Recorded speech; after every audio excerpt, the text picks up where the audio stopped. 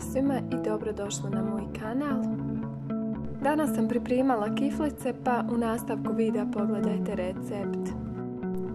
Pripremite 200 ml toplog mlijeka u kojeg ćete dodati jednu malu kašiku šećera, malu kašiku kvasca i malu kašiku brašna. Sve promiješajte i ostavite da odstoji 10 do 15 minuta. U 400 g brašna dodajte jedno cijelo jaje,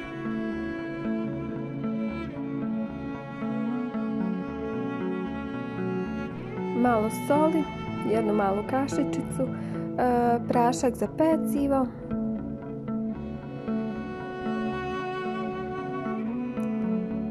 i 100 ml jogurta.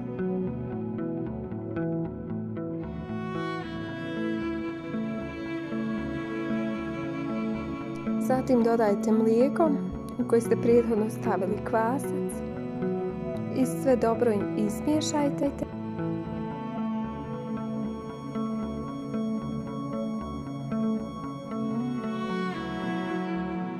Na kraju tijesto nakuhajte u lopticu i koristite ga odmah.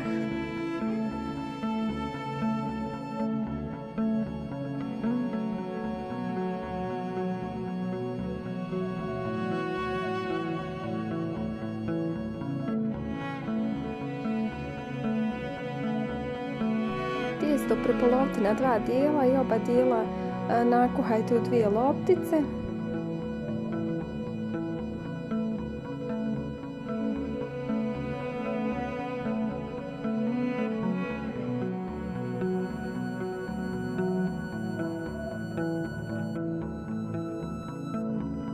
Zatim lopticu razvaljajte na veći krug.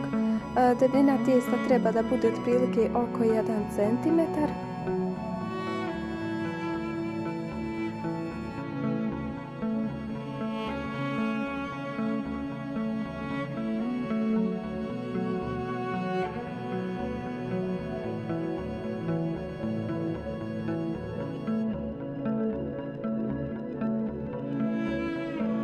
Isijecite tijesto na 8 jednakih dijelova.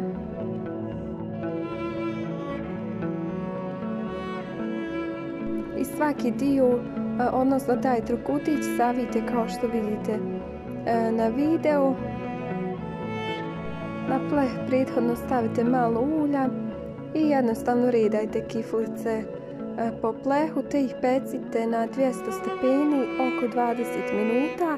Nakon 10 minuta sam ih izvadila i malo premazala maslacem, te sam ih ponovo stavila da se peku sve dok nisu dobile lijepu smećkastu boju. To bi bilo to, hvala vam na gledanju. Ako želite da podržite rad mog kanala, ostavite mi like na ovom videu, naravno ako vam se svidio, i podijelite ga sa prijateljima. A za još sličnog sadržaja pretplatite se na moj kanal. Hvala.